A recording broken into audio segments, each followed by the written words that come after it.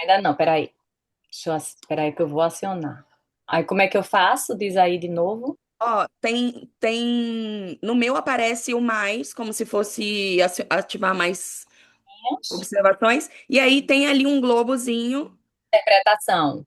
isso, aí você seleciona deixa no português. Português. Hum, Tá. é, é, É só isso? Só isso? Só pronto, isso.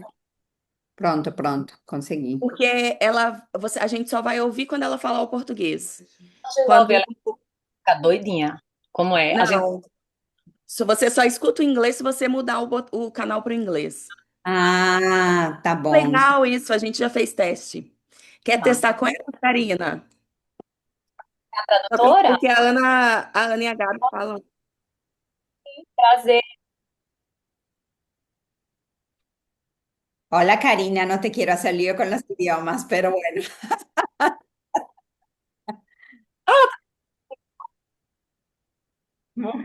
tudo bem, tudo bem. Eu vou falar portunhol, ah, mas você compreende mi portunhol, mesma coisa.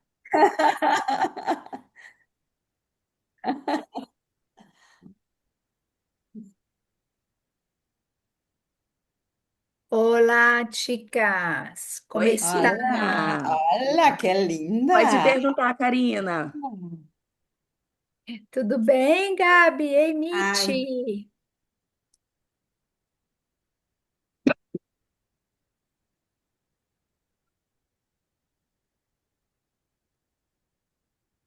Ninguém vai falar espanhol.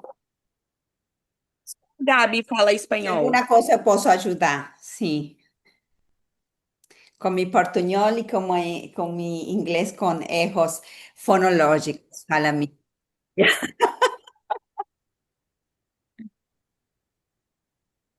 Sí, sí. Ah, tá bom, perfeito. Sim, sim, sim, sim, sim. Pronto, pronto. Tá. Acho que alguma Tudo delas. bom. Deixa eu ver. Ângela. Ai, tá. Karina, esta é a Ângela. Ela não vai ouvir porque ela precisa ativar o canal.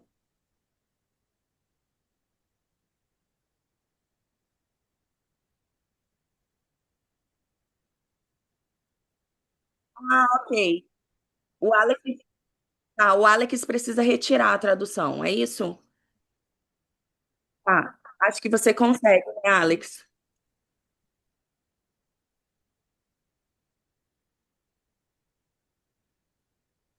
Beth, Pronto, se você quiser também testar, falar sem o teu fone de ouvido, tá ficando melhor pela caixa do computador. Ah, então eu vou falar sem. Tá sim, sim. melhor. Aham, pode ficar sem. Meninas, tá. Pode ficar sem. Desliguei a Você conseguiu intérprete tirar, Alex? só para ficar mais fácil. Ô, Alex, você não removeu. Tirei. A pra mim também aparece.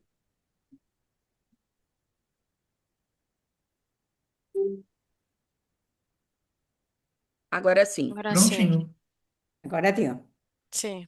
Uhum. Você quer que Karina, eu por favor, você pode comece? explicar Sim. isso. Angela, você está. Angela, good afternoon, good evening. How you doing? I'm My good. name. Good afternoon.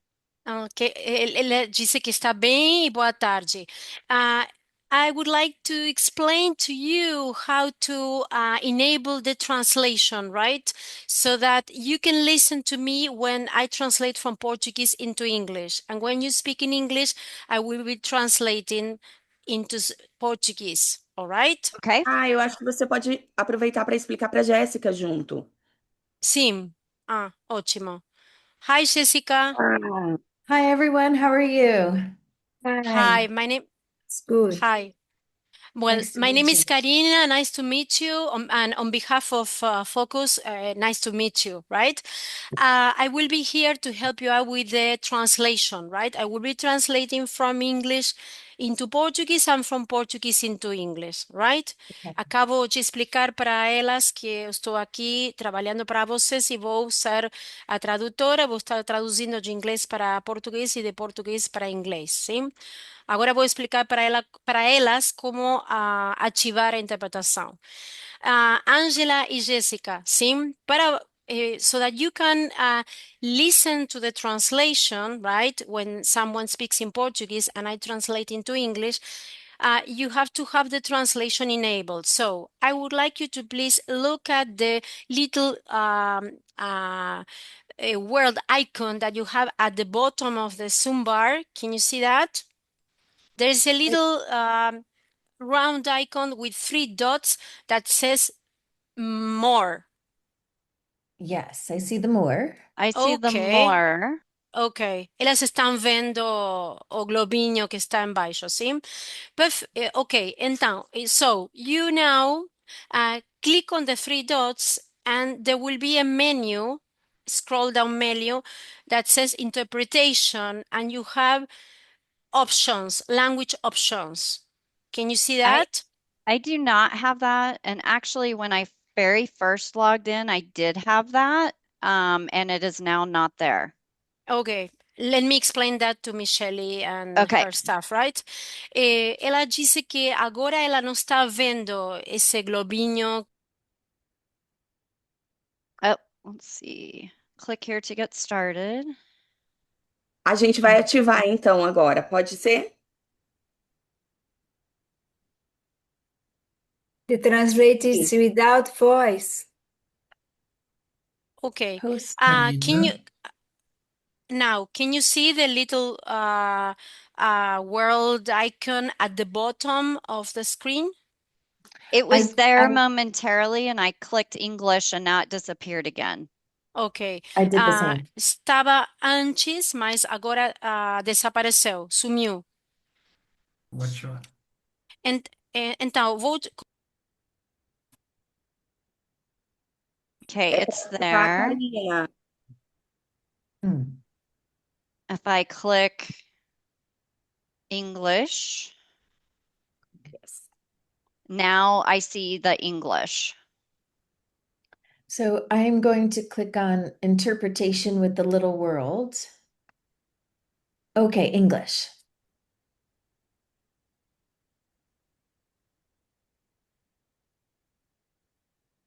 I can Yes. hear you.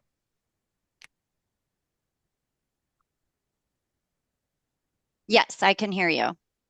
Beth, a gente só vai É porque ela ouvir. está falando em inglês, tá bem? Isso. Ok, entendi.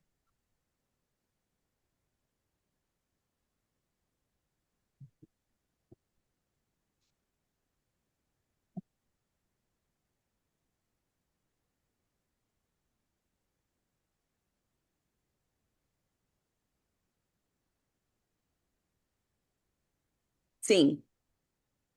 Mari Gubiani entrou agora, falta acho que só ela ativar o canal, então. Eu não ativei esse canal, não. Como é que faz? Você ativou, que se você não estava ouvindo inglês, você selecionou Tá. português. Mari, só falta você para a gente poder liberar o link para as pessoas começarem a entrar. Teu microfone está desligado. Oi, oi, oi. Eu vou ler Okay. as Thank instruções, you. porque eu fui dar um mamar pro Bento e me perdi. Peraí. Enquanto a Mari, ela tá falando com Okay. elas. Então. Sim. Mari, eu te mandei uma foto, tem os 3 pontinhos, aí vai ter um globo. Vai ter um Tá bom. globo no teu, o meu já tá aparecendo português. Karina, can you hear me clearly enough? Yeah. Okay. Karina, Okay, enquanto a great. Mari Can you hear conecta, me fine as well? Yes. Oh, I'm sorry. good. This was Angela. Can you hear me okay as well? Yeah. Okay. Thank you.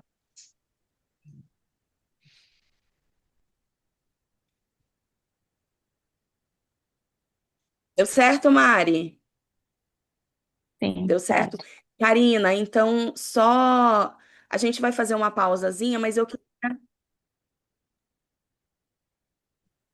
Tá bem, tá bem. Quero primeiro dar as boas-vindas para a Ângela e para a Jéssica oficialmente.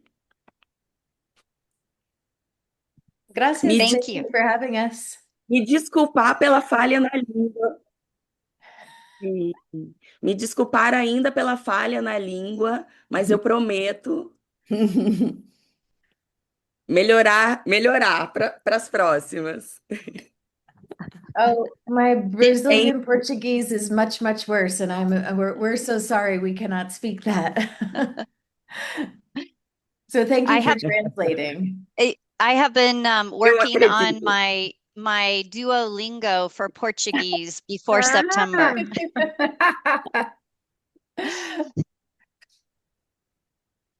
It's really an honor to be here with all of Uau! you. It's great Vou to meet fazer all. isso para o inglês para Punta Cana.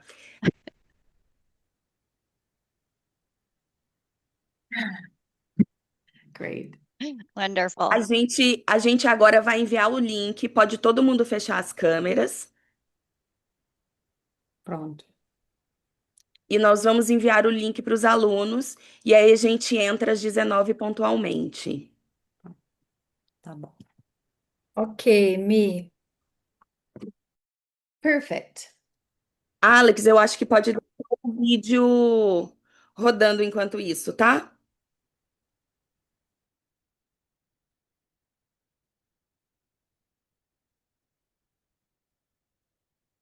Uma forma de melhorar a vida dessas crianças. Eu acho que o propósito de todo mundo que está aqui é levar possibilidades para transformar vidas. E esse evento trouxe uma clareza muito grande, porque trouxe uma prática clínica muito rica para todos nós profissionais.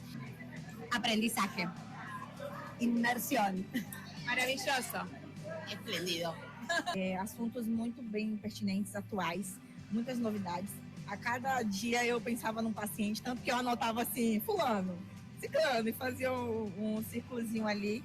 Faz com que a gente saia daqui não só profissionais melhores, mas eu acredito que seres humanos melhores. 26. Pessoal que não teve a oportunidade de estar aqui esse ano, o ano que vem não deixe de fazer inscrição para o Habla, porque eu com certeza estarei de novo no Habla e quero ver mais gente aqui, mais carinhas diferentes nesse evento. Vem com a gente.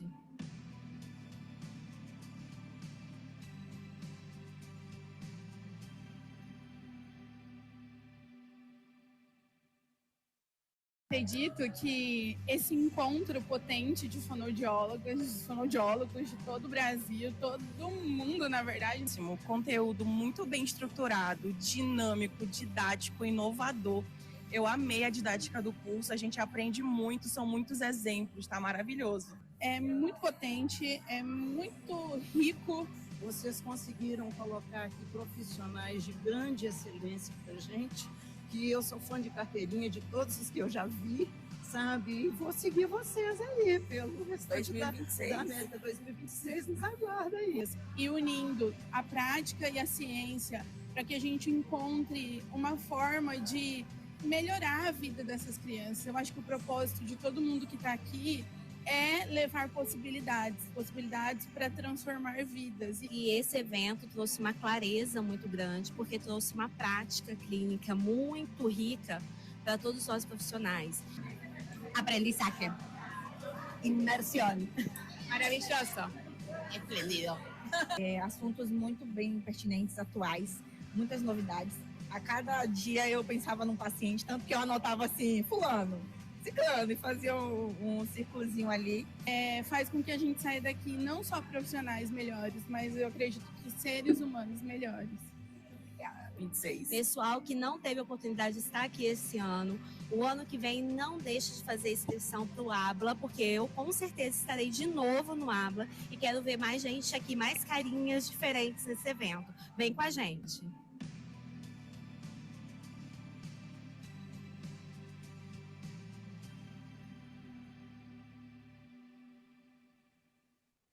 Acredito que esse encontro potente de fonoaudiólogos de todo o Brasil, todo mundo, na verdade. Conteúdo muito bem estruturado, dinâmico, didático, inovador. Eu amei a didática do curso, a gente aprende muito, são muitos exemplos, tá maravilhoso. É muito potente, é muito rico.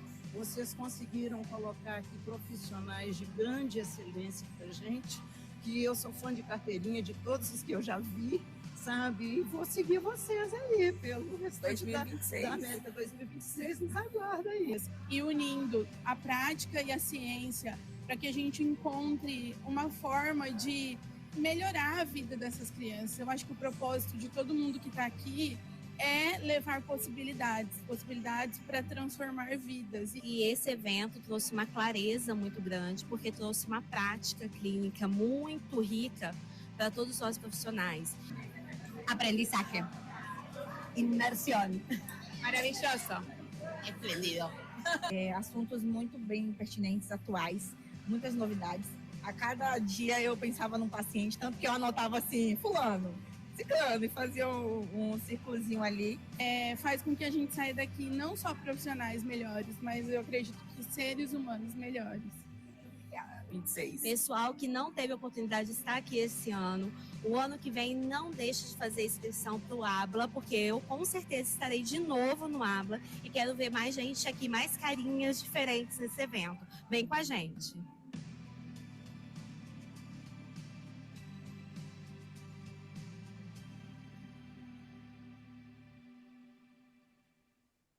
Acredito que esse encontro potente de fonoaudiólogos de todo o Brasil, todo mundo, na verdade.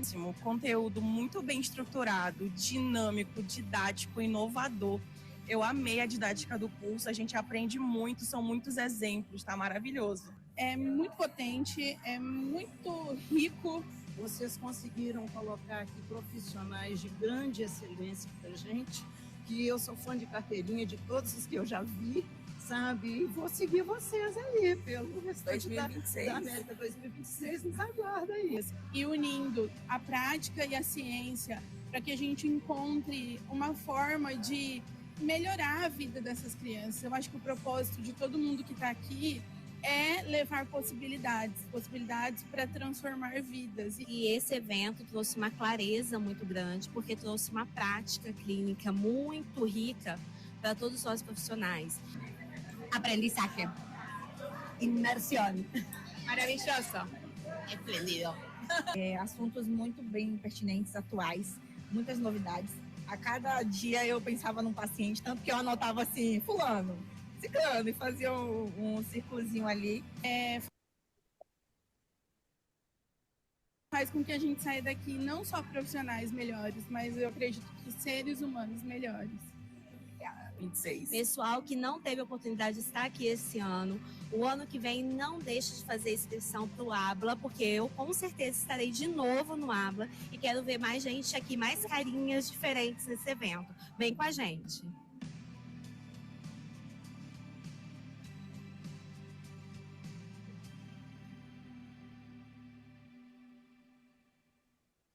Acredito que esse encontro potente de fonoaudiólogos de todo o Brasil, todo mundo, na verdade. Conteúdo muito bem estruturado, dinâmico, didático, inovador. Eu amei a didática do curso, a gente aprende muito. Não, pode vir, tá exemplos, fechado. Maravilhoso. É muito potente, é muito rico. Vem ver para mim aqui, por favor, alguém. Profissionais de grande excelência para gente, que eu sou fã de carteirinha de todos os que eu já vi, sabe? E vou seguir vocês aí. Tô achando esse globinho. Da América 2026, nos aguarda aí. E unindo a prática e a ciência para que a gente encontre uma forma de melhorar a vida dessas crianças. Eu acho que o propósito de todo mundo que está aqui é levar possibilidades para transformar vidas. E esse evento trouxe uma clareza muito grande, porque trouxe uma prática clínica muito rica para todos nós profissionais. Aprendizaje. Inmersión. Maravilhoso. Espléndido. Assuntos muito bem pertinentes, atuais, muitas novidades. A cada dia eu pensava num paciente, tanto que eu anotava assim, fulano, ciclano, e fazia um círculozinho ali. Faz com que a gente saia daqui não só profissionais. Na barra melhores, inferior mas do Zoom, seres humanos clique no melhores. ícone de interpretação, parece um Pessoal que globo. não teve a oportunidade de estar aqui esse ano, o ano que vem não deixe de fazer inscrição para o Habla, porque eu com certeza estarei de novo no Habla e quero ver mais gente aqui, mais carinhas diferentes nesse evento. Vem com a gente.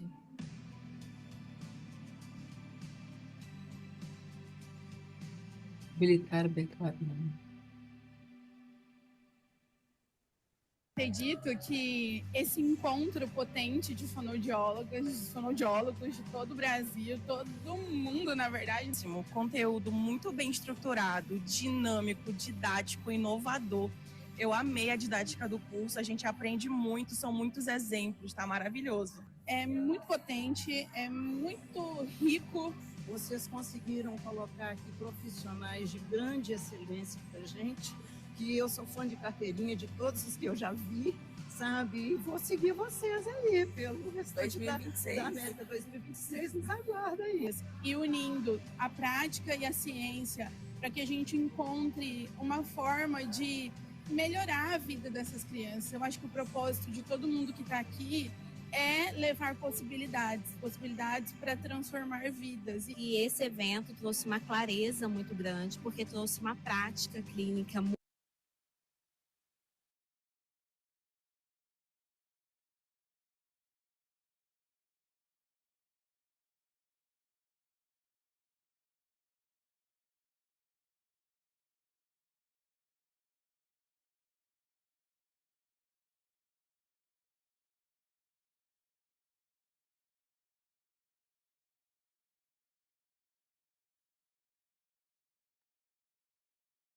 Boa noite, sejam bem-vindos. Gabi, testa se você consegue ativar teu microfone, por favor. Oi, Consegue. gente. Sejam bem-vindos. Todo mundo conseguiu ativar o português? Quem não conseguiu, pode escrever aqui no chat. A gente colocou um passo a passo e um vídeo com uma instrução para vocês. Alex, a Jéssica tá mutada, pode liberar ela também. Mas se alguém não conseguiu, é só dar uma olhadinha na barra. Embaixo tem uma barra e tem escrito mais com 3 pontinhos. E aí vocês clicam nesse mais, vai aparecer uma bolinha como se fosse um globo, falando se pode habilitar a tradução. Vocês vão clicar ali e aí vão aparecer 2 idiomas, o português e o inglês. Então, quem for ouvir português, clique em português e aí vocês vão conseguir ouvir a tradução simultânea, tá bom? A gente deixou um videozinho para vocês. E aí, se alguém não conseguir, pode escrever lá no nosso grupo, no chat do WhatsApp pra gente, no privado, porque aí nossa equipe tá lá e vai ajudando vocês. Gente, sejam muito bem-vindos. Eu estou muito feliz, ansiosa e assim, depois da nossa milésima live, né? Não sei quantos cursos, quantas aulas ao vivo a gente já teve, mas eu acho que isso tem um marco, um diferencial assim, para Focus e para a fonoaudiologia brasileira também. Então, eu estou muito feliz aqui de estar recebendo a doutora Jéssica e a doutora Ângela. Elas são dos Estados Unidos, elas estão nos Estados Unidos, né? A gente tem também a Gabi, que está no México hoje, Gabi. Hoje, Jéssica, Ângela, sejam bem-vindas. É uma honra tê-las aqui. Então, a gente já está pronta para começar. Sim, você está no México hoje, Gabi. É México, eu sou México. Está no México, então quero agradecer a Gabi também. Deixa eu ver se a Ana está com algum problema aqui com a câmera. Mas, oi, Ana. Oi. Eu pensei que eu Quero estava com a dar câmera ligada. boas-vindas também para as nossas professoras brasileiras, Ana, Mari Boa e noite. Beth. E Olá, agradecer pessoal, mais boa uma noite. vez. Vou precisar lembrar que tem que falar devagar, então vou começar por mim, né? Estou tentando. Mas quero primeiro agradecer, então, a Marileda, a Ana e a Beth por impulsionarem, né, o transtorno motor de fala aqui no Brasil e por sempre encararem, né, qualquer desafio que a gente propõe para vocês. Muito obrigada por isso. Agradecer também a Gabi por ser minha dupla, né, nesse projeto. A gente faz isso em parceria, nesse projeto que é o Habla Fala, que é um projeto muito diferente de todas as outras coisas que a Focus já faz aqui no Brasil, né? Mas que além de levar o conhecimento científico aprofundado e prática, a gente também busca levar um pouco mais de possibilidade, né, das fonoaudiólogas de viajarem, conhecer outros países, outras culturas. E esse ano a gente vai fazer nada mais, nada menos do que com o fundo, né, do Mar do Caribe ali. Então, vai ser um reforçador natural que a gente vai utilizar. Então, Gabi, muito obrigada também. E Ângela e Jéssica, sejam muito bem-vindas ao Brasil, né? Mas não só ao Brasil. A gente teve inscrições de 14 países. Eu não vou conseguir me lembrar de todos, né? Mas muitos da América Latina, mas a gente também teve de 3 países do continente africano. Então, eu acho que isso, e da Europa também, Itália e Portugal. Então, eu acho que isso tomou uma proporção que a gente não esperava, a gente ficou muito feliz, mas a gente entende que é uma necessidade não só dos fonoaudiólogos brasileiros, né, mas eu acredito que de todas as partes, de ouvir um pouco mais, aprender sobre os transtornos motores de fala, que é o tema que é basicamente o tema central que a Focus trabalha, né, durante tantos anos. Então, muito obrigada. Eu gostaria, assim, de convidar a Gabi como minha parceira, né, de dar as boas-vindas, de falar um pouco sobre o que que a gente vai fazer aqui hoje. Ok, eu estou muito emocionada, muito contenta de ficar aqui. Eu estou vendo também muitas pessoas que falam espanhol. Bienvenidas, bienvenidos a todos. Veo que gente de Paraguay, de México, lo que alcancé a ver. Bolívia, Peru. Bolivia, Perú, bienvenidos. É uma honra, Jéssica, Ângela, sejam bem-vindas a Habla Fala 2026.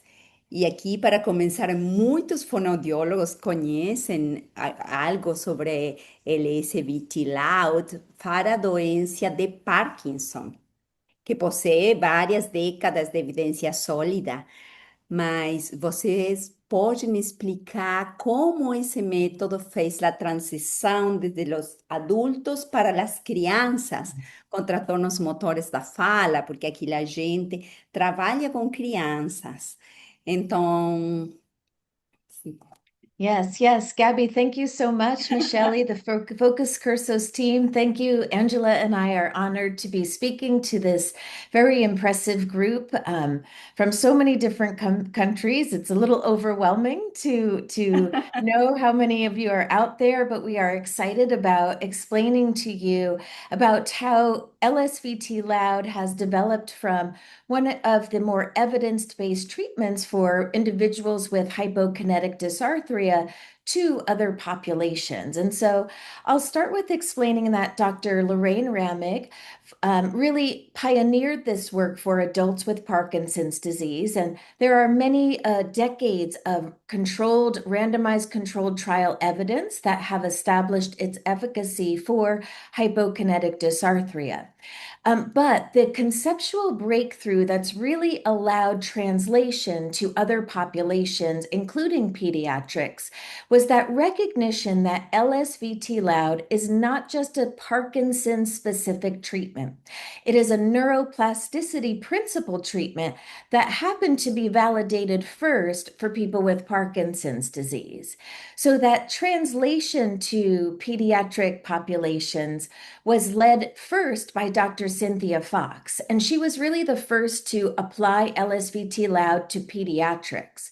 So she partnered with Carol Boliek at the University of Arizona, and that research focused on the developmental aspects of speech motor control in children.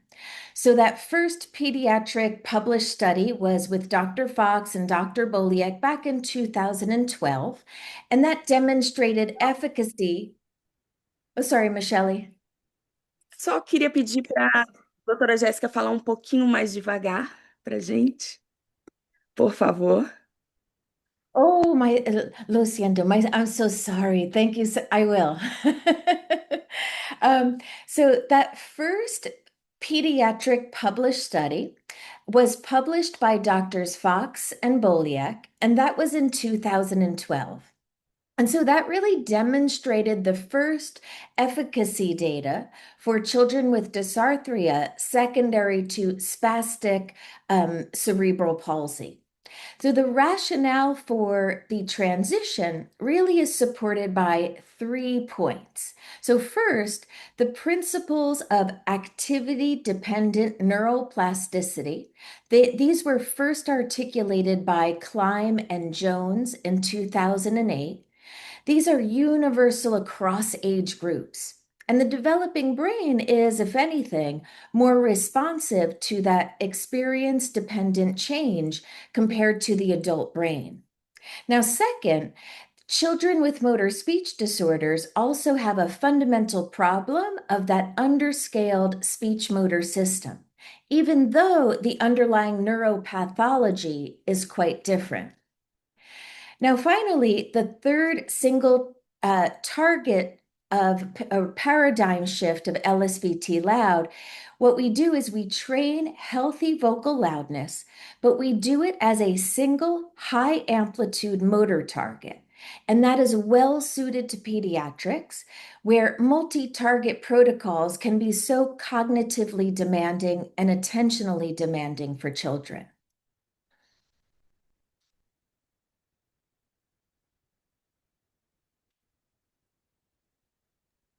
Eu gostaria de fazer alguma pontuação a respeito da metodologia, né, do Lee Silverman, como é, e que eu tenho utilizado também, porque eu fiz a formação do Lee Silverman, ah, e é incrível como, quando houve essa transição, né, do adulto para a criança, é incrível que a gente observa numa criança tão pequena de 3 anos, aquele garotinho de 3 anos com discinético, né? Quando vocês fazem o jogo do ar, né? Em 1 hora ele conseguiu modificar tanto a estabilidade fonatória, né, quanto a altura de voz, né? Então, quando vocês fizeram o teste, né, nele de estimulabilidade, Espera um pouquinho, Elizabeth, porque a gente não está pegando o áudio de você. Porque, Michele, explica, por favor, a É gente que está porque um eu pouco acho que são talvez as pessoas que entraram agora. Vocês Sim, precisam ativar a tradução simultânea, senão vocês vão ouvir só a parte do inglês, tá bom? Ó, na hora que vocês entram na sala, tem uma barrinha de tarefas. Embaixo tem escrito mais e 3 pontinhos. Vocês vão clicar ali e aí vai ter ativar tradução. E aí vocês vão clicar ali e vão escolher o português. Se tem alguém que precisa do inglês, vão escolher o inglês. Certo?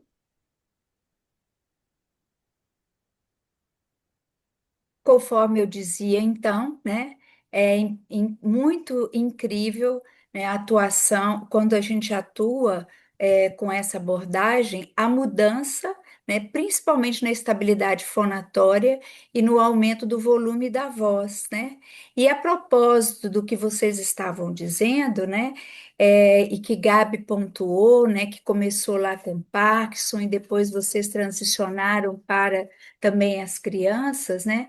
Eu gostaria que você explicasse para a gente aqui no Brasil e para todas as pessoas que estão escutando também de outros países, como é que esta abordagem, ali, Silverman, ela vai basear, que é baseada nos princípios de aprendizagem motora, né?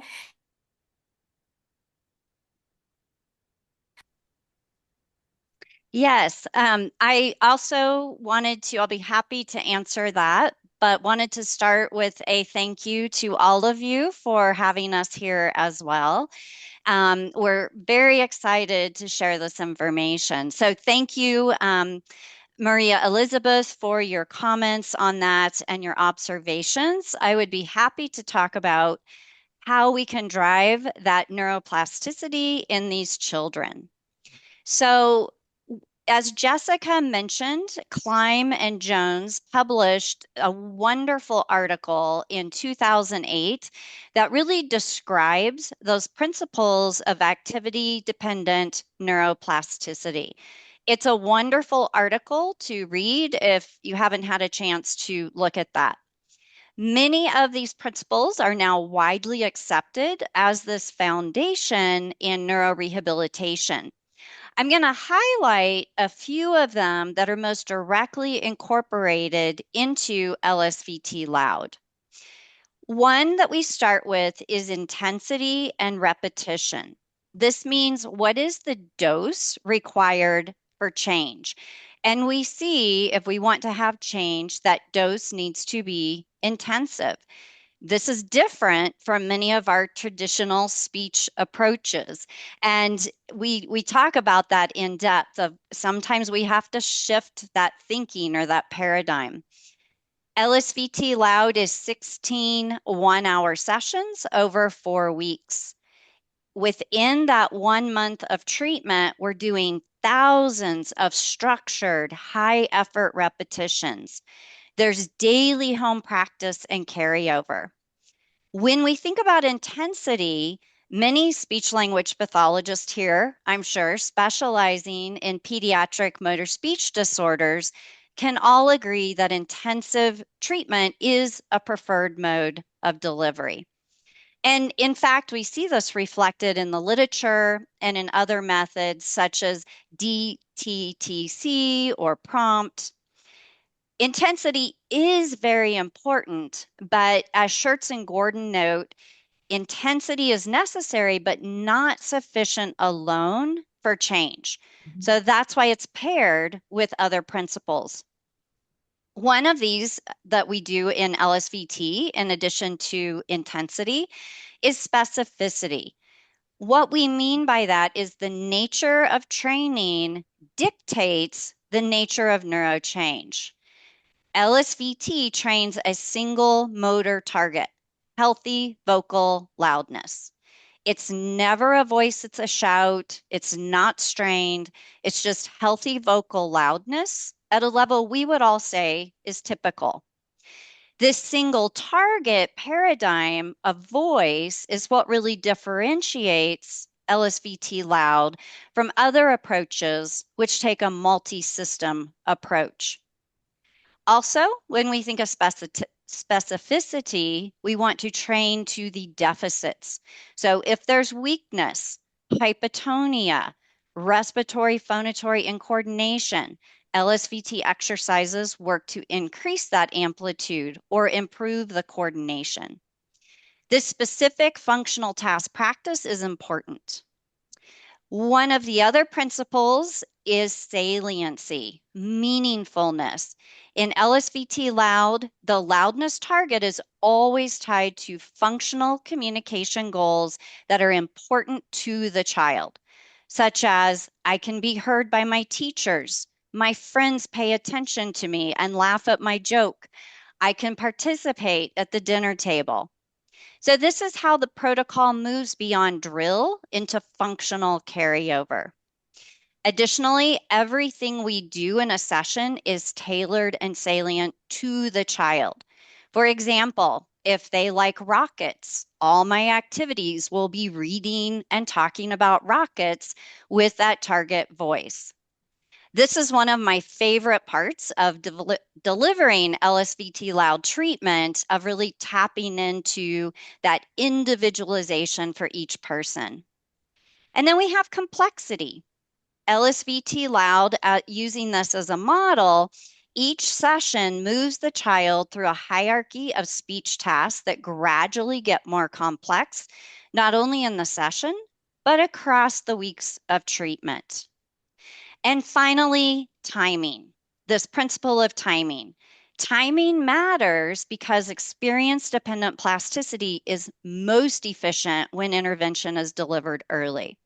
So when we think of children with cerebral palsy and Down syndrome, intervention in that childhood time period can capitalize on the developing motor speech system. Thank you. Thank you. Obrigada. Eu queria falar agora de um estudo da doutora Boyle que diz que o sistema respiratório é como se fosse a porta de entrada, né, para os tratamentos dos transtornos motores da fala, né?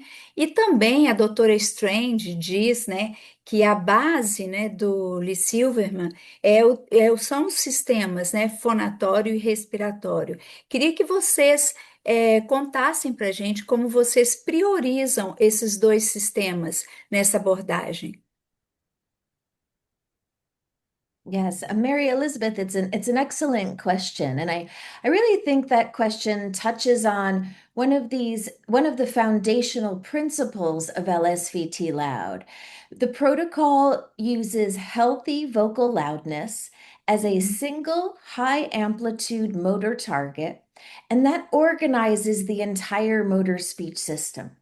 So training that respiratory and phonatory effort is going to produce a single motor organizing theme.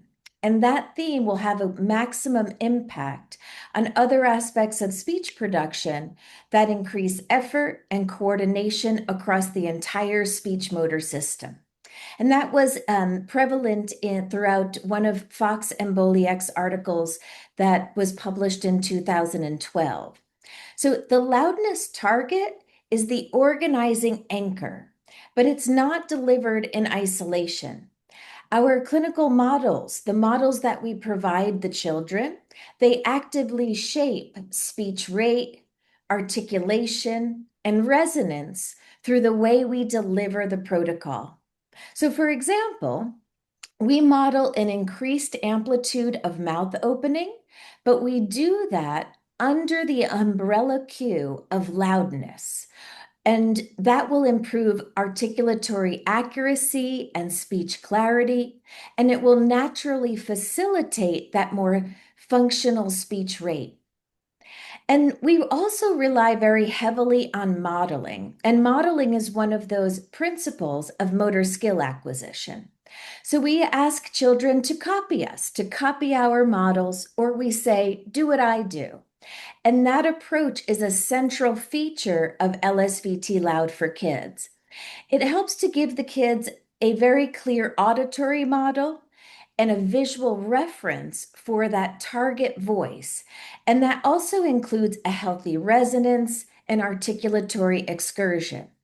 So that single instruction of use your loud voice. You know, with some children, we don't use just the word loud. We might use big or strong. It's really any word that that particular child responds to that really results in that higher amplitude movement pattern. But we do that with our modeling and shaping work, and that is really what brings that whole speech motor system along with it. So I really think that this is what makes LSVT Loud different from a single system or single subsystem treatment. The loudness target we can think of as a lever, right?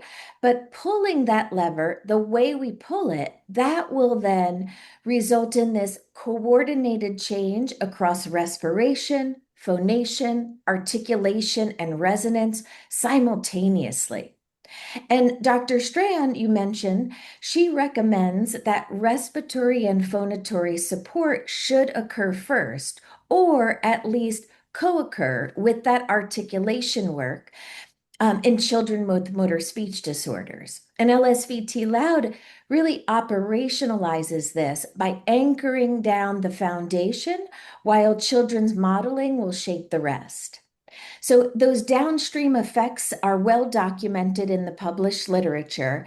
And what we call that, what you often hear is this spreading of effects beyond voice to other aspects of motor speech production. And when children produce that louder speech with the kind of coaching and modeling that we provide as speech pathologists, then we see greater articulatory excursion, larger vowel space, a more functional rate of speech, and improved intelligibility. And what's children who have cerebral palsy specifically, Dr. Boliak's research really has shown that direct training of respiratory phonatory effort produces this nice measurable change in chest wall coordination, in lung volume use, in subglottal pressure generation, with downstream effects to speech intelligibility. E também a deglutição, a função de deglutição também é também beneficiada por isso, né? Muito importante. Obrigada. Ai, Yes, yes, fazer um comentário, será que pode? it's a great point. Yes, there is. Oh, I'm so sorry, Michelle, I didn't see you. No, go ahead. Não, pode continuar, depois eu faço uma pergunta. É só uma perguntinha. Prossiga, por favor. I was just going to say we are very excited to be learning about the different swallowing studies that are being conducted that are starting to show there might be a secondary effect on pharyngeal clearing and different aspects of airway safety for swallowing, secondary to this respiratory laryngeal focused treatment. So that's very exciting to see.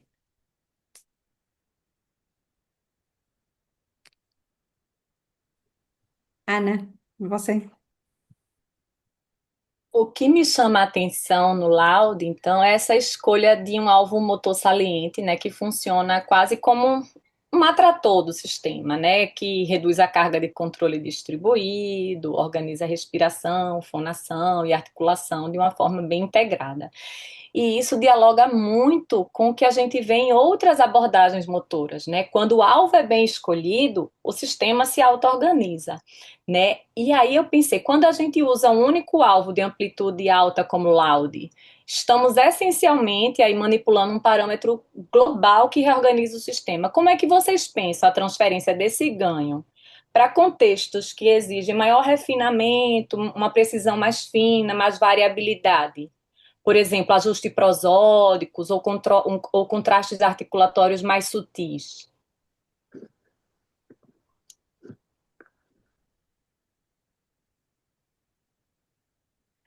I'm sorry, will you repeat that question one more time?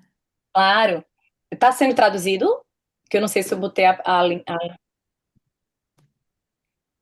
É, claro. Pensando nessa proposta do Laude, né, do sistema meio que se auto-organizar. Quando a gente usa um alvo de alta amplitude, né, a gente está manipulando aí um parâmetro mais global, né, que reorganiza o sistema. Como é que a gente pode pensar assim, a transferência desse ganho para contextos mais refinados, que exigem uma precisão mais fina, uma variabilidade, por exemplo, ajustes prosódicos?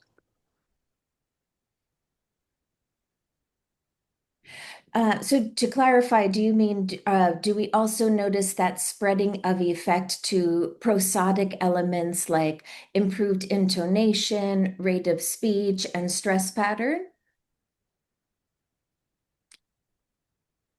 Sim, That's it. sim.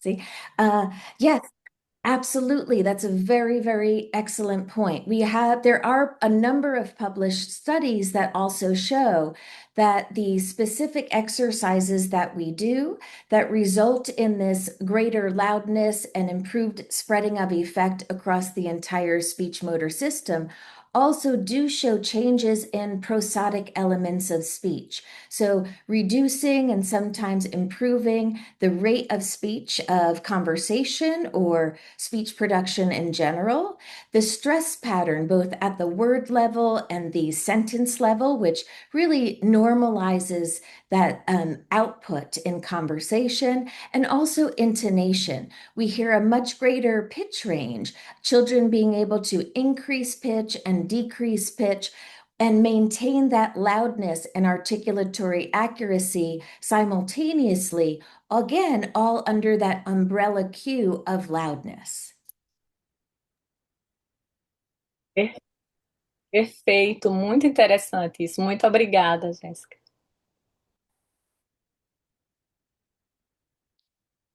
Muito interessante, doutora Jéssica. porque é uma habilidade que a gente vê que precisa muito na clínica com crianças, quando eles já estão falando a nível de oração, mas é difícil sustentar esse ar e mais difícil aún é colocar essa acentuação, esse estresse, essa entonação, porque muita coordenação motora vai fazer. Então, eu achei muito interessante, não havia pensado nessa aplicabilidade da técnica, mas eu acho que é muito prometedor para a gente é clínica aqui, você tem muita gente da clínica que nós, com certeza, precisamos. Obrigada, viu? Eu queria fazer um comentário, vocês estão me escutando? Boa noite. Baixo, Mari. É mais baixo o teu áudio. Vamos ver se agora mesmo. Eu tô aqui fazendo várias anotações e pensando em como vocês trazem uma quebra de paradigma. Para nós aqui, nós estamos muito focados ainda no sistema articulatório. E hoje e eu que venho da pesquisa também, no Brasil não se tem estudos que falem sobre os demais subsistemas e a integração entre os subsistemas. Eu achei sensacional e eu gostaria que vocês, assim, disponibilizassem, inclusive, os estudos que foram citados, porque eu acho que pode dar mais vontade ainda para que a gente estude, para que a gente vá buscar mais coisas. E eu fiz várias anotações e quero dizer que em Punta Cana, no Caribe, eu vou para aprender. Então, eu vou para transformar a minha prática clínica também. Excellent. Well, E we will nós welcome you estamos there. muito, né? Mas assim, até a questão da modelagem, And we will also give até a you questão da modelagem dos outros subsistemas, o quão yes. importante é essa modelagem dos demais subsistemas. Absolutely. And modeling is one of those principles of neuroplasticity and principles of motor skill acquisition. Many times when we are modeling the behavior for the child, they are able to acquire that skill so much more easily, versus if we verbally explained it and tried to give them so many different instructions that are hard to follow. It's much easier to copy the model for more accurate movements and productions.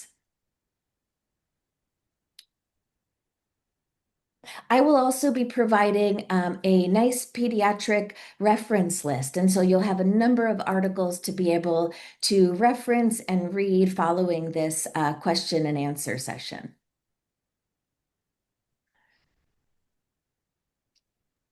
A Obrigada. gente encaminha para vocês, tá? Pelo grupo, depois os artigos.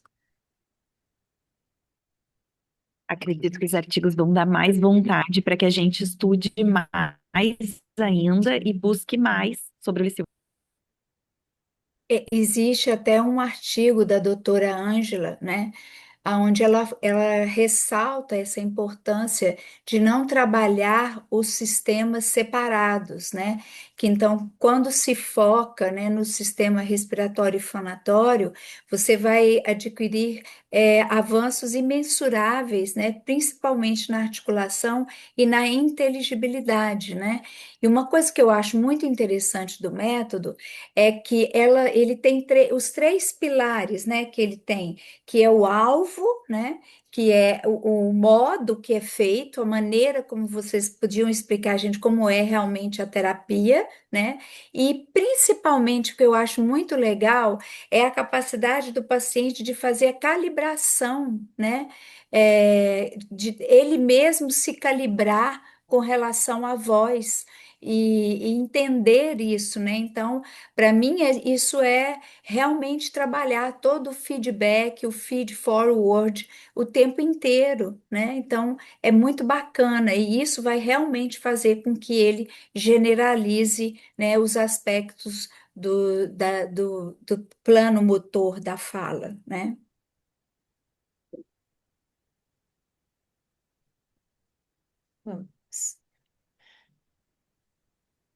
So sorry about that. I've lost my camera for a moment.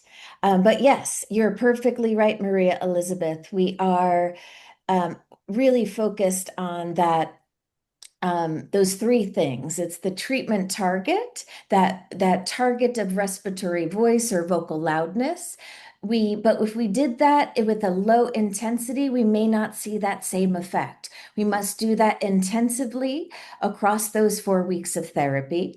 And then we do focus on calibration because the kids will make great progress with us in treatment, but we need that to generalize to all of these other environments that they are communicating within, at home, at school, and with friends and family.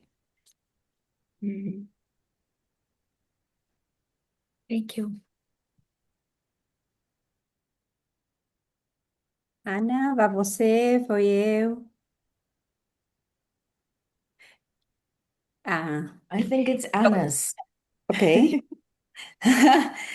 Am, porque hay una pregunta en el chat interesante para las doctoras Jessica y Angela. ¿Ese método sería tanto para apraxia y disartría? Es una pregunta ahí.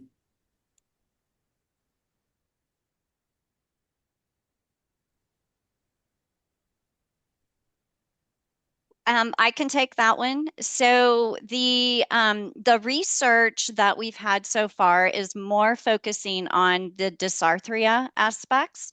So the research in individuals with cerebral palsy, with Down syndrome, those are phase 1 and phase 2 studies. What we really see when we're looking at this idea of the single target of voice, we're not at all saying that LSVT is the end all be all, the only treatment. But if we could establish a firm foundation of voice, see a spreading of effects then across the motor speech system, as Jessica talked about, then you have a better foundation to then build other treatments. So perhaps we do that, and then in an individual who has dysarthria and apraxia, we have this strong foundation to then do some of our other, maybe more apraxia specific techniques that they might want to do. So it's really seen as complementary to other treatments, not a standalone treatment itself. Mhm. Thank you. Uh-huh. Eu acho que a gente vai mostrar um vídeo, não é isso, Mi? Na verdade, doutora Ângela e doutora Jéssica, vocês poderiam falar um pouco mais sobre a terapia em si, como que a terapia funciona, como que a técnica funciona, como é o protocolo, né? São quantas semanas, quantas horas por dia, quanto tempo de terapia?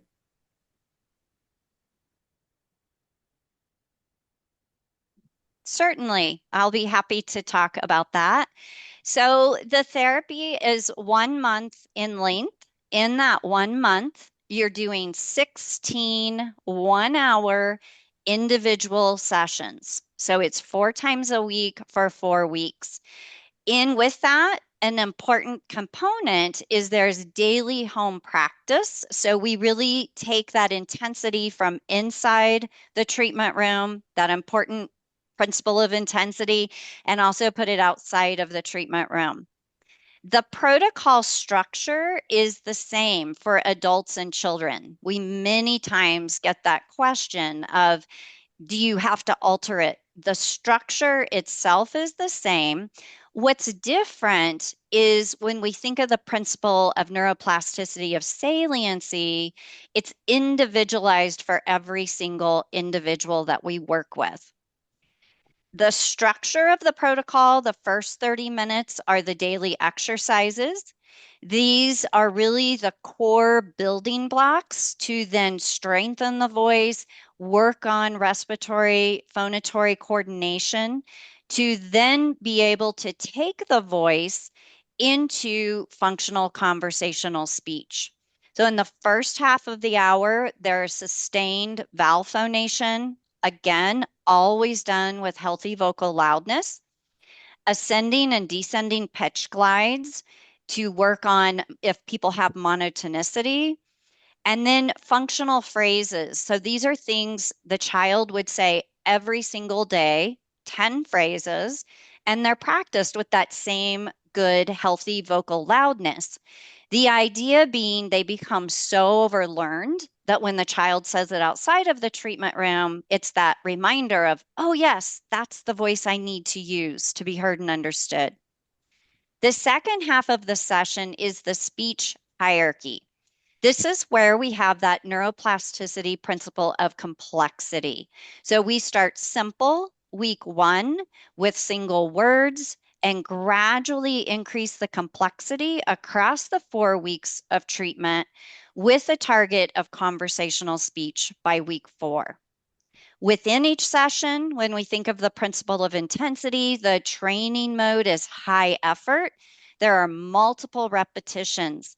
And people always ask us, do children really go for an hour and do all of those repetitions? Yes, they do.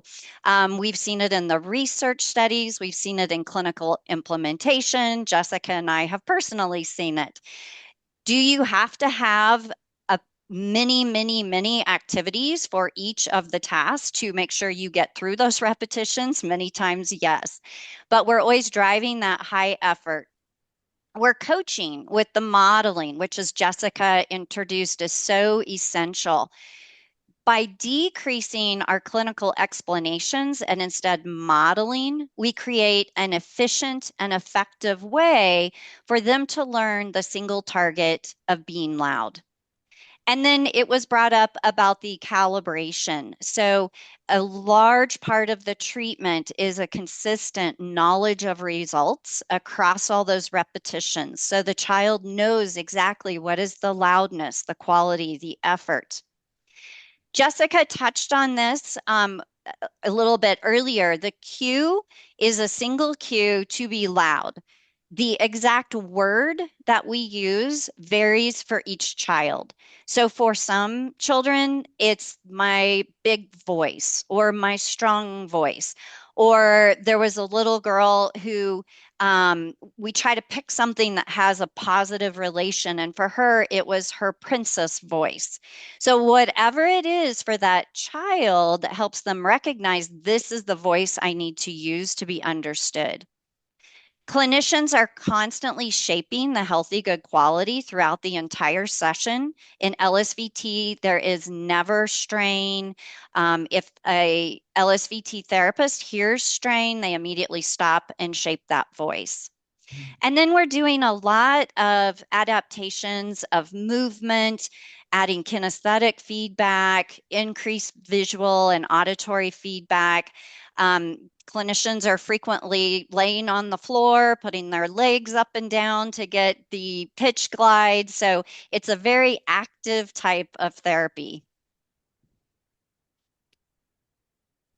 Queria só confirmar, porque tem uma pergunta. São 4 sessões durante 4 semanas, 1 hora cada sessão?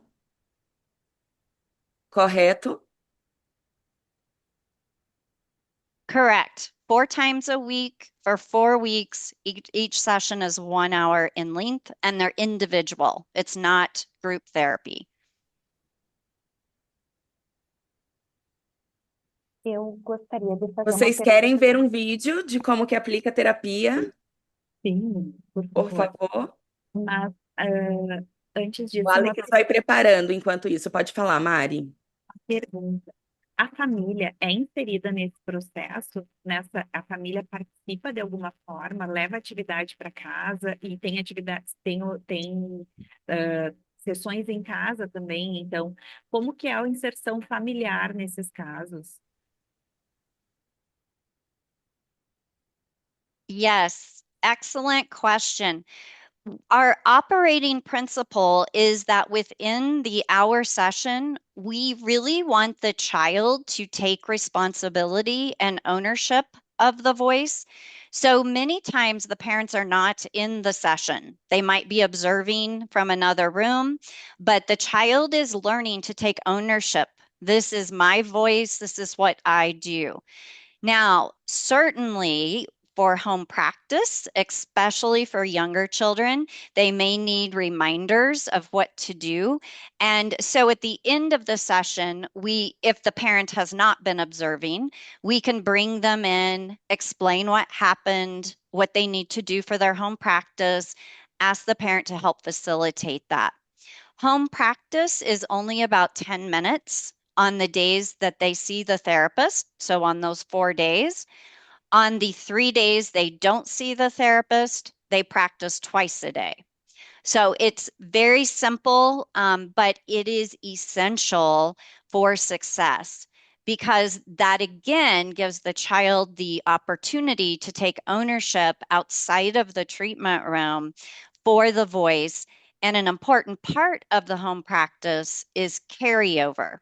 So when we think of saliency, we will have the child think of a situation that's important to them to communicate in each day, and they'll practice the new voice in that situation.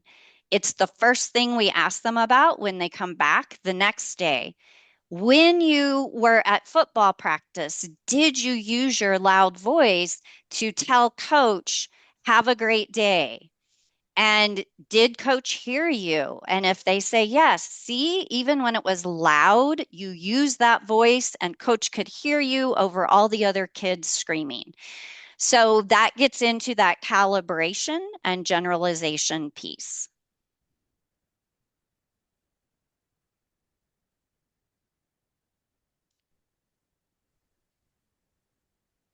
Ótimo, então agora a gente vai ver um vídeo com uma demonstração da prática.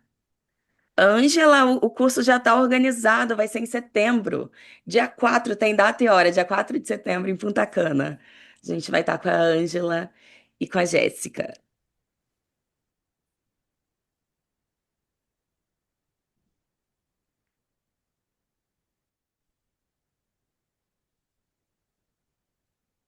Oh, perfect, Miss Katie. So what we're gonna do is you're gonna give me a nice big ah. Ah.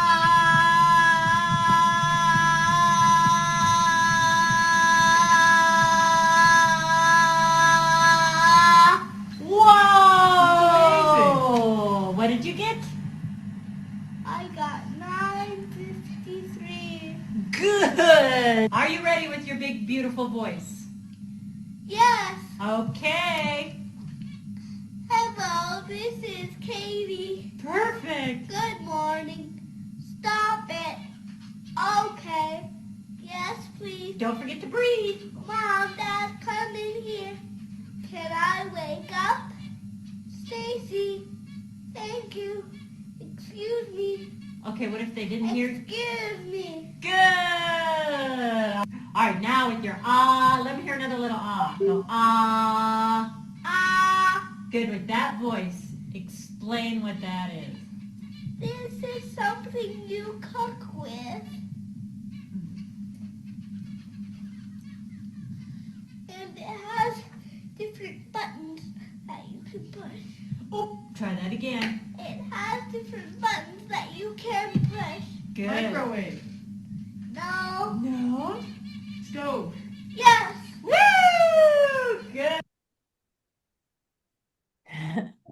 Learn how to administer LSVT Loud for Kids through Pode engaging tocar, video. Alex.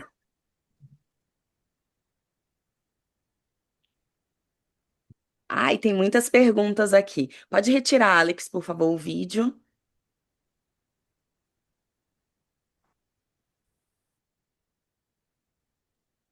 A gente está com muitas perguntas aqui, mas eu acho que a gente pode ir seguindo. E aí, depois se a gente tiver algum tempinho, a gente lê o restante, tá bom? Só Pode falar, Ana, desculpa. Então, posso falar? Me escutando? Então, vocês viram aí no vídeo, né? Observaram aí a dinâmica? Então, a gente vê um esforço concentrado, né, que modifica de forma intensiva o padrão motor da criança. Então, não está só aumentando a intensidade vocal, né, usando aqui um termo que tanto Jéssica como Betty usaram, né, está recalibrando o sistema. E aí a criança reorganiza respiração e fonação em tempo real, e isso acaba puxando a articulação junto. Então não é sobre a vogal, é sobre é sobre o que a intensidade faz, né, com o sistema. Eu queria só saber se, além disso, existe assim algum limiar mínimo de dose para que essa reorganização realmente aconteça. Existe algum mínimo de dose para que a gente veja essa reorganização realmente acontecer?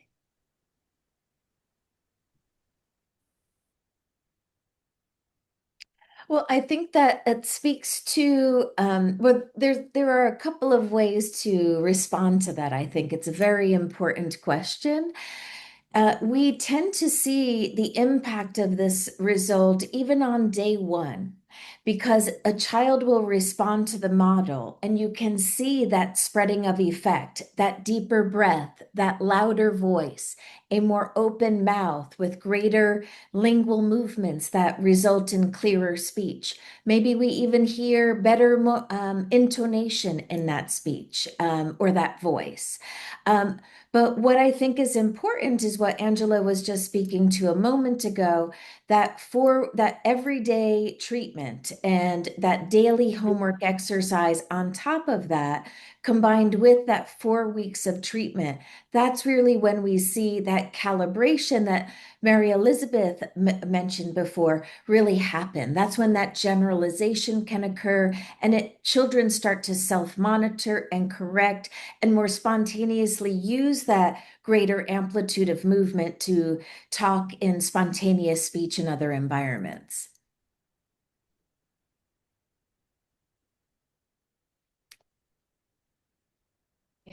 Perfeito, obrigada. Uma das coisas que os alunos estão ansiosos para saber, né, são sobre os artigos que vocês já tinham falado, que vão nos mandar. Mas eu também tenho uma questão assim, há um limiar da idade, é só para criança, adolescentes podem se beneficiar do Lee Silverman. Quais são as idades? Existe com qualquer idade Yes. pode se beneficiar? E se existem pesquisas, vocês falaram de algumas, podem citar mais alguma outra?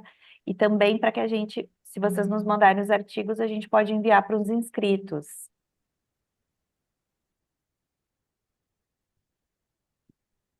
Absolutely, Marileda. There's a growing body of evidence base for LSVT Loud that really now spans for over a decade. And it includes both behavioral outcome studies and brain imaging or neuroimaging studies.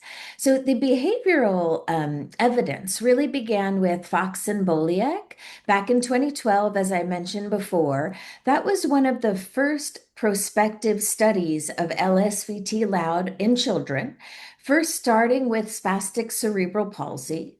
They then followed up with an article in 2017, and that was a phase 1 treatment validation study showing the therapeutic effects across both acoustic measures and perceptual measures.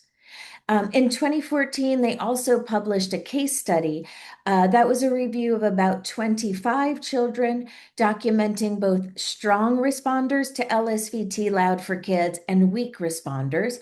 And we think that's clinically important because we think it informs both candidacy and dosage decisions and when children are really appropriate for the treatment or not.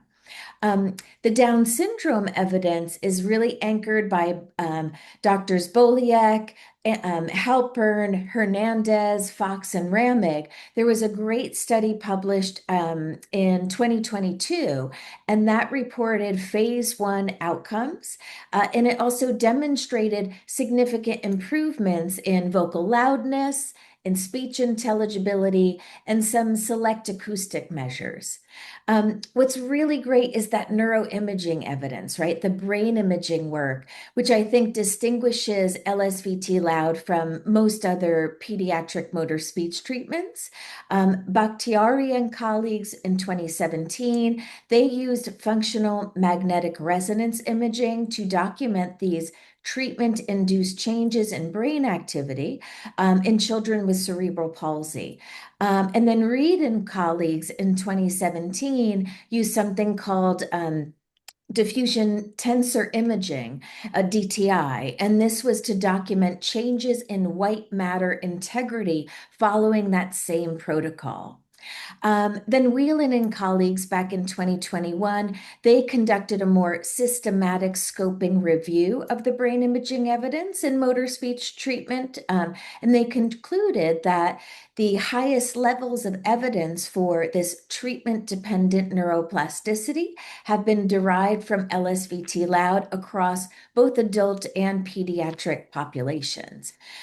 So I think what we're going to do is we'll make sure that we have the LSVT Global Pediatric Resource page for you to access. This is going to include downloadable summaries of all of the key pediatric studies in these, what I think is a clinician accessible format. But if I were to pick one, or maybe two, there's a single peer-reviewed article from Boliak and Fox that won in 2017. That's a strong choice because it covers the protocol, outcomes, and implementation. But for the most current synthesis, there's a study by Papadopoulos and colleagues in 2024. They published a more recent scoping review of pediatric LSVT Loud in a journal called Brain Sciences. So we'll make sure you have access to all of those articles before the Punta Cana conference. Yeah. Amei. Me comprometo. Filha, isso tudo. Amei. Tudo, mas muita gente aqui deve estar se perguntando, não consegui ver tudo do chat, mas eu acredito que muitos colegas estão se perguntando assim na aplicabilidade clínica, né? Então vocês poderiam nos contar sobre os resultados do método em casos mais desafiadores? Por exemplo, é possível que crianças com transtorno do espectro do autismo, síndrome de Down ou paralisia cerebral sigam esse protocolo? Ana, eu gostaria de complementar crianças com paralisia cerebral com GMFCS 4, 5.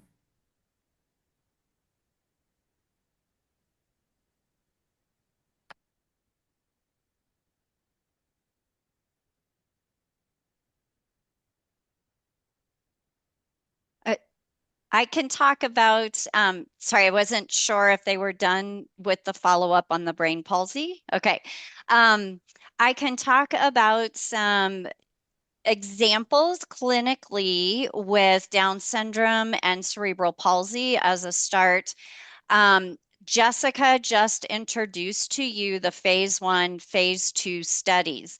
And so as speech language pathologists, it's always nice when we have, even if it's preliminary, that data to be able to share with families about the why and the rationale behind what we do. But research isn't meant to just stay in a filing cabinet. It's meant to be implemented.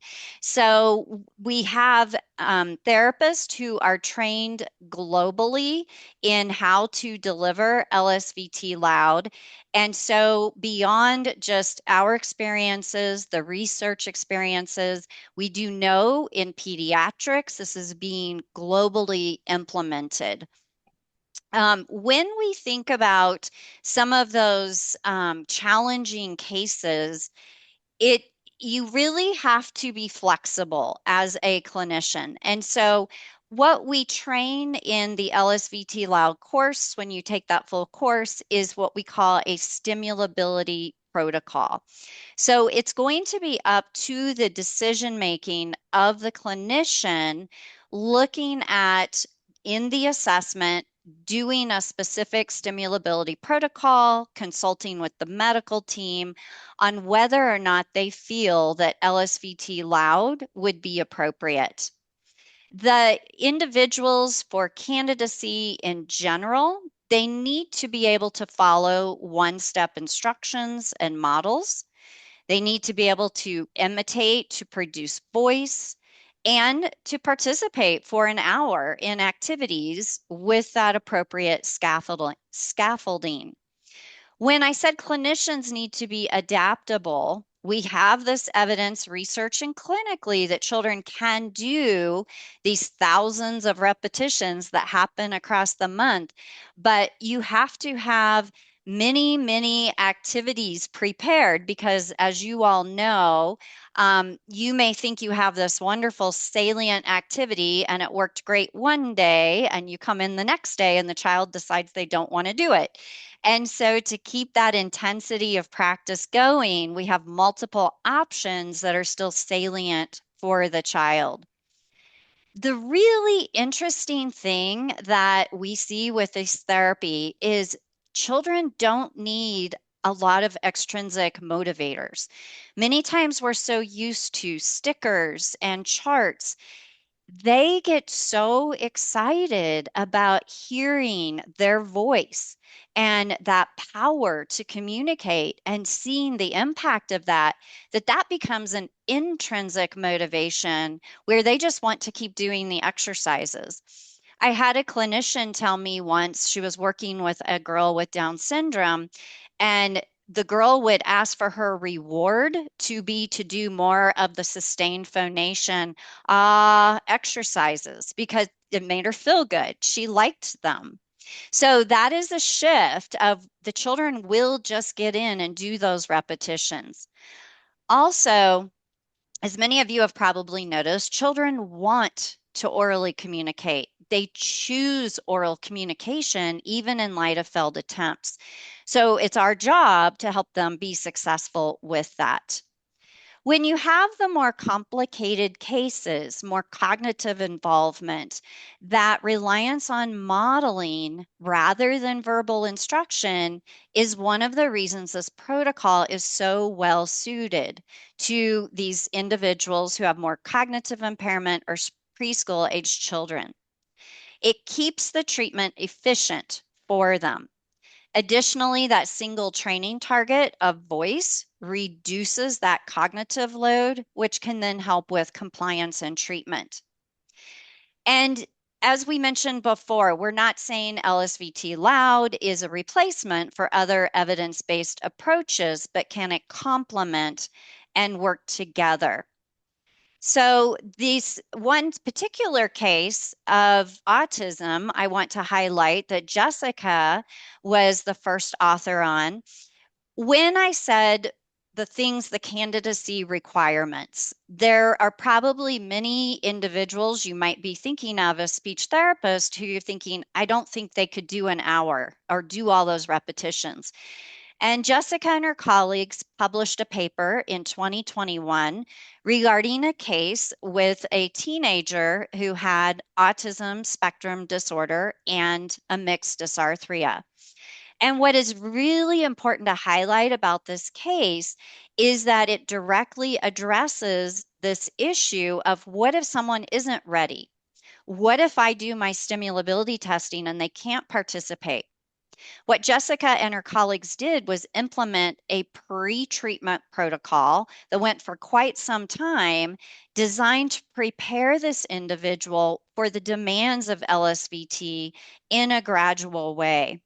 Following that specific pre-treatment protocol, he was then able to participate in the full LSVT loud as per protocol, and he had significant gains across multiple parameters of functional communication, including that loudness and also intelligibility. So I think this is significant to highlight beyond LSVT loud for other intensive programs that you might use, that we maybe need to step back for some individuals, think of what are the components we could incorporate gradually as a priming for these particular cases. And this neuroplasticity framework that LSVT Loud is based on is applicable across a lot of treatment methods, which is why we're really excited about the Punta Cana workshop, because while we're using LSVT as a model, the goal is for you to think about treatments you're doing and how you could apply those neuroplasticity principles to those.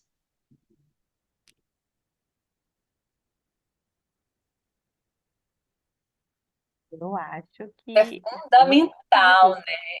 Isso daí é fundamental e é muito bom a gente saber, né, que o método ele é adaptável e não exclui outras abordagens, né, gente? E que bom que a gente vai ter a oportunidade de aprender esse método no Habla Fala, né?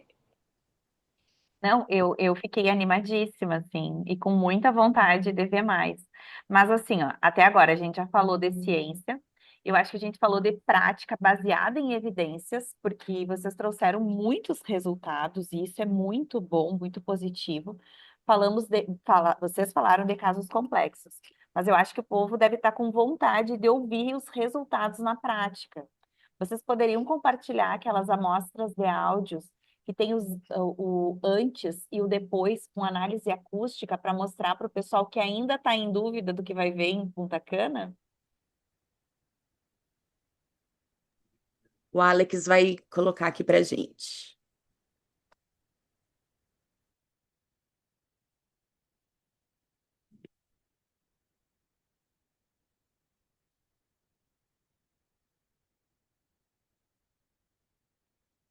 LSVT Loud for Kids is an intensive voice treatment program that can improve communication in pediatric populations, such as children with Down syndrome or children with cerebral palsy. Let's listen to an audio clip of a child with cerebral palsy, a little boy 3 years, 11 months, before LSVT Loud treatment, saying the phrase, "I don't know." Now let's hear that same phrase after 1 month of intensive LSVT Loud treatment. I don't know. I don't know. Similarly, let's listen to a pre-LSVT Loud phrase of "I need help" from a little girl 5 years old with Down syndrome. I need help. I need help. And now let's hear that same phrase after treatment. I need help. I need help. If you'd like to learn more about LSVT Loud and its application in pediatric populations, scan either of the QR codes below to review our full reference list or learn more in a full 1-hour on-demand webinar here. You can also learn about our training and certification courses for LSVT Loud for Kids at our website. In recent years, Por favor, Jéssica. Yes. Well, those acoustic and perceptual changes that you just heard, these have been documented across these pediatric LSVT Loud studies, and it's remarkably consistent, even though that underlying neuropathology can be so different and vary across populations. I think the most reliable acoustic finding is that increase in volume, the increase in vocal sound pressure level, and that's that direct training from healthy vocal loudness training. Fundamental frequency and pitch variability often increase as well. This contributes to that natural prosody that we were talking about earlier. Again, vowel space will typically expand during and following treatment, and that's associated with improved articulatory precision, even though we are not directly targeting articulation as a separate subsystem within this 1 month. Perceptually, I think you heard, and we also have listener-rated speech intelligibility, and that has shown that it increases after treatment. So this is really an important outcome measure that I think matters most to families and teachers, especially because it impacts that functional communication so much. These phase 1 studies that you'll see published and that you'll read shortly in cerebral palsy and Down syndrome, it both documented these intelligibility gains that were maintained post follow-up, which is nice to see. So I think what you heard in those samples illustrates many things at once. The magnitude of the loudness change, I think, is audible. The articulation had become more precise. The prosody is more natural. The rate, the rhythm, the stress pattern, the intonation naturalizes.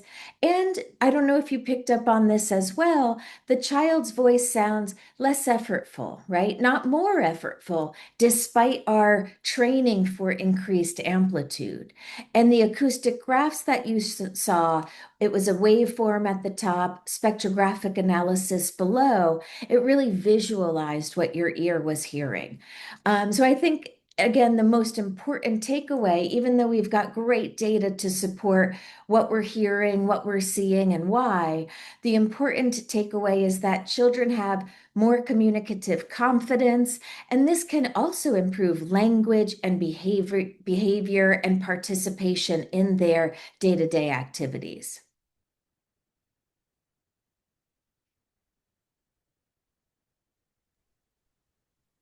Incrível. Eu já conhecia um pouco do Lee Silverman há muitos anos. Logo que eu me formei, eu acho que eu não falei isso com a Jéssica. Eu trabalhei numa associação de Parkinson. E aí, dentro daquela associação, eu aprendi com as fonoaudiólogas que trabalhavam lá. Mas depois a gente foi conhecendo também ele voltado para as crianças, né? Mas assim, o objetivo, a gente está caminhando para o final. A gente vai começar a conversar aqui com vocês. O objetivo foi apresentar mesmo, porque quando a gente começou a divulgar, a gente percebeu que tinha muitas pessoas que ainda não conheciam, mas como elas falaram, né, o Lee Silverman para adultos já tem evidência de muitos anos, né, e há menos anos para o público infantil. Então a gente falou, acho que seria interessante a gente receber para a gente apresentar um pouco mais também para o nosso público sobre isso, sobre o que a gente vai ter. Mas isso é um menu degustação do que serão os 3 dias de evento lá em Punta Cana. Então eu queria que vocês contassem assim um pouquinho rapidamente sobre o que as pessoas podem esperar de cada dia. Aí eu convido todas, né? Ana, Marileda, Beth, Gabi e Ângela e Jéssica também para falar um pouquinho sobre isso. Yeah. Ah, Okay, great. Well, I know that on the second day of the workshop, when Angela and I will be speaking, we're going to have a hands-on workshop, really focusing again on helping you understand all of the principles of neuroplasticity and motor skill acquisition in pediatric populations. Again, we'll use LSVT Loud for Kids as a model. And it was not going to be a passive lecture. It's going to be hopefully a lot of fun. You're going to learn to apply these principles of neuroplasticity to all pediatric populations that you might serve. So you'll analyze which targets to choose, how much to practice, how to progress complexity, and really how to make therapy meaningful for the child and the family. And Jessica and I will be so excited to see you there.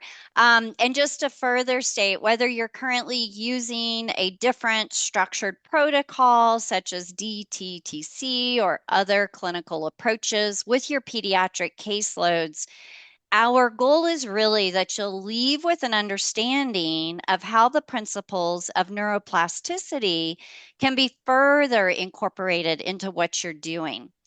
And as Jessica mentioned, it's not going to be passive. We're going to have you actually work in groups through case-based application activities, thinking of clients you might have, and building a mini plan of care based on principles of neuroplasticity.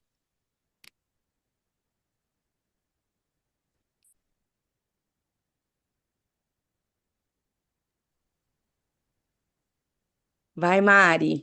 Segundo dia vai ser sensacional, mas o primeiro dia, gente, nós vamos ver, vai ser focado na base, tá?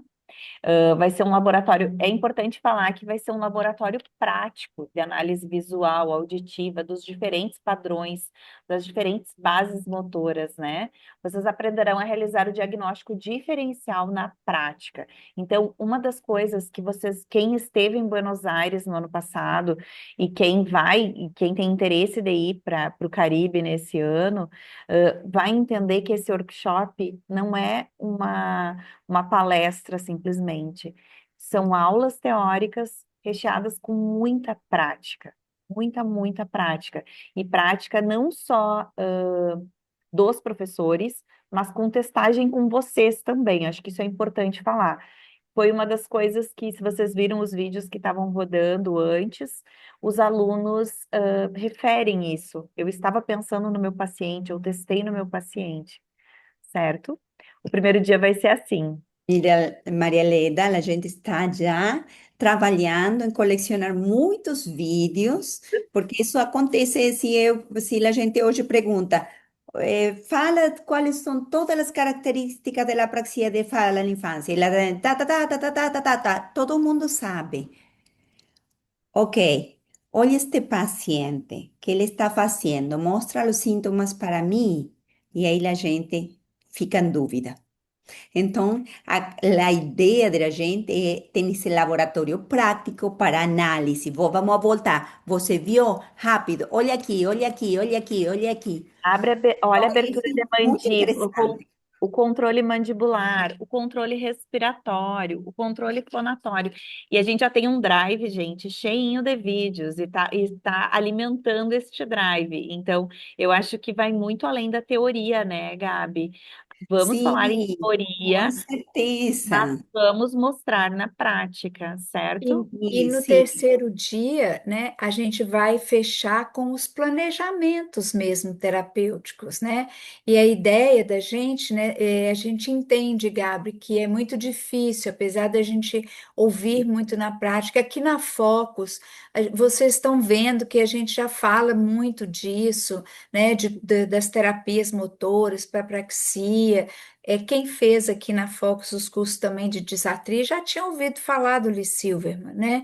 Então, a gente vai nesse terceiro dia fazer o planejamento, né, dessas sessões, principalmente para os casos, né, que ficam muito a desejar, os casos mais graves, associados com TEAs, as crianças minimamente verbais. O que que a gente poderia fazer? As disartrias, não só disartrias na paralisia cerebral, mas na síndrome de Down também, mas também nas disartrias que a gente tem visto muito hoje no consultório, nesse novo paradigma da disartria.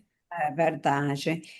Verdade. Aí a gente escutou com Michelle e toda a equipe, todas as professoras cá, de Habla Fala 2025 em Buenos Aires, que a gente tem pacientes muito graves, muito complexos en la clínica. Então, aí como a gente vai fazer essa transição entre os artigos e os pacientes reais, entre la evidência clínica e o paciente real? Como posso usar esse critério clínico que já tem um aval científico, mas meu paciente não está nessa pesquisa? É algo interessante que todas nós, toda a gente que está aqui hoje compartilhando com a gente e toda a gente que enviou pedido de informação para nós, é gente da clínica, que a gente precisa dar respostas a pacientes com severos desafios. Eu estou ansiosa. Mish? Ai, tô vendo aqui, ó, Nadir, minha professora, esteve em Buenos Aires. Tá falando que vontade de estar com a gente lá. A Bárbara já está inscrita. A gente convida, então, quem ainda não fez inscrição, a gente deixou o QR Code na tela, mas pode chamar a gente também. Lia, vou pedir para você mandar um WhatsApp para a gente que a gente encaminha para você, tá bom? Podem chamar a gente que a gente vai estar aqui à disposição para responder vocês. E eu quero novamente agradecer. Muitas gracias, Gabi, Vou arriscar agora minhas línguas. Sim, vá. Muito obrigada, Mari, Beth, Ana e thank you, Ângela e Jéssica. Muito obrigada. A gente se encontra em Punta Cana. Se encontra. Beijos. Beijo, beijo. Thank you Here, very looking much for forward. having us. Yes, thank you all. It's been a Thank you. pleasure. We Thank look you, forward to seeing you everybody. in Obrigada, Punta Cana. Karina. With a pleasure. Muchas gracias. Obrigado. Obrigada. De nada. Bye, bye. Bye bye, la gente se ve en Punta Cana.